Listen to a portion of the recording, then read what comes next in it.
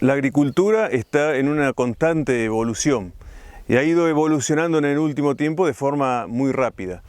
Si uno se pone y se imagina cómo evoluciona la agricultura, siempre cuento la misma historia. Por ahí hay alguna foto de mi abuelo en la cual estaba pasando el arado tirado por no un buey, sino un percherón. Acá en Argentina se usaban muchísimo los percherones. Y él pasaba el percherón ese junto con su arado de una o dos rejas y tardaba, a lo mejor se levantaban los gringos a las 4 de la mañana para terminar a las 8 de la noche sin parar y a lo mejor hacían 9 hectáreas con su percherón y su arado. La primera gran evolución que se produjo fue la tecnificación, es decir, esos primeros tractores. Esos primeros tractores que no son como los que vemos ahora, sino que hasta tenían esas ruedas de aceros. Y en los primeros, que acá en Argentina no hubo mucho, pero algunos hubo, eran hasta de vapor.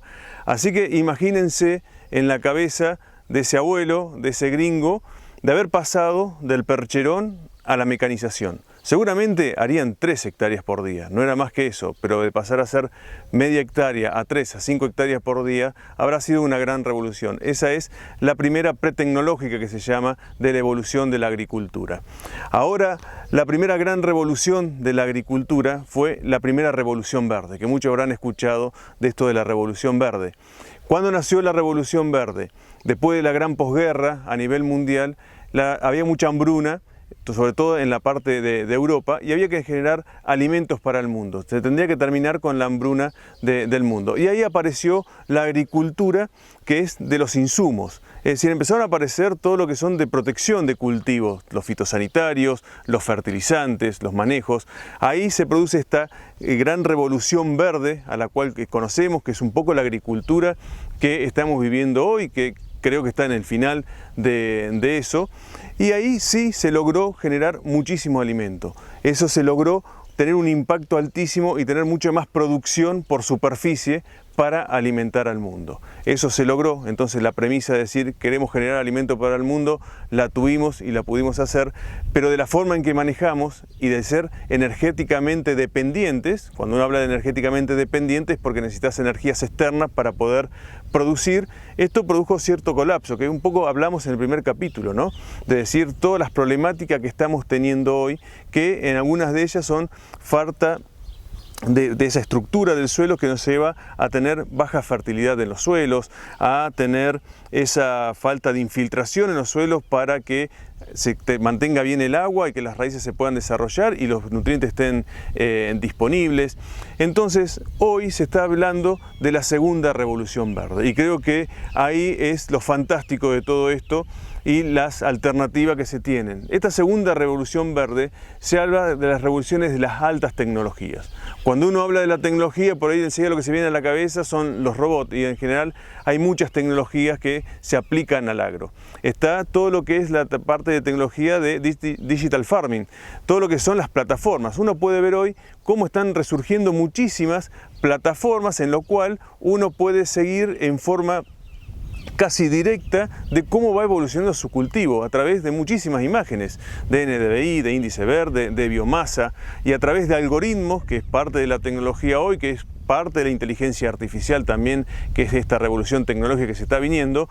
Uno puede empezar a ver qué va a pasar con el cultivo, adelantarse a las problemáticas, adelantarse a ver si van a empezar a aparecer enfermedades, por ejemplo, empezar a ver cómo está nutricionalmente el cultivo, y ahí uno empieza a generar con todas estas tecnologías soluciones. También está otra de las tecnologías que se está desarrollando, es la tecnología de maquinarias. La tecnología de maquinaria está evolucionando a una rapidez muy grande. Hoy ya tenemos tecnología de maquinarias que generan toda la parte de lo que es agricultura de precisión. A su vez se está sumando lo que es la robótica.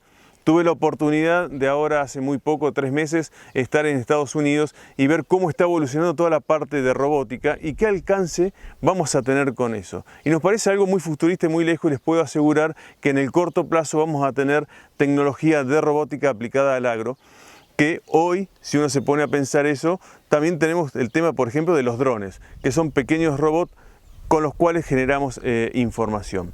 A esto también hay otras tecnologías, que son las tecnologías genéticas. La tecnología genética sigue sumando a la humanidad grandes beneficios. Lo que tenemos que hacer con eso es manejarlo de forma adecuada. Creo que ahí las tecnologías no son malas, sino las tecnologías dependen de cómo se manejen. Y ahí tenemos una gran responsabilidad nosotros, tanto como asesores, como productores, como las empresas, en cómo ponemos al servicio todas estas tecnologías. También está todo lo que es la tecnología de procesos.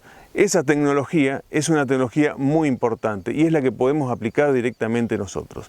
¿De qué hablamos cuando hablamos de tecnologías de procesos? Una de las tecnologías de procesos, por ejemplo, son los cultivos de servicios. ¿Cómo manejamos el proceso de realizar la agricultura? ¿Cómo manejamos otra tecnología de proceso? Por ejemplo, son las rotaciones. ¿Cómo generamos rotaciones para cada uno de nuestros ambientes? Cuando uno habla de las tecnologías del agro, no es que nos tenemos que solamente agarrar de una, sino que tenemos que empezar a generar la conjunción de todas estas tecnologías para así poder generar muy buenos resultados. Cuando uno habla de las tecnologías, lo primero que está hablando es del tema de la sustentabilidad. Todas estas tecnologías nos llevan a sistemas mucho más sustentables.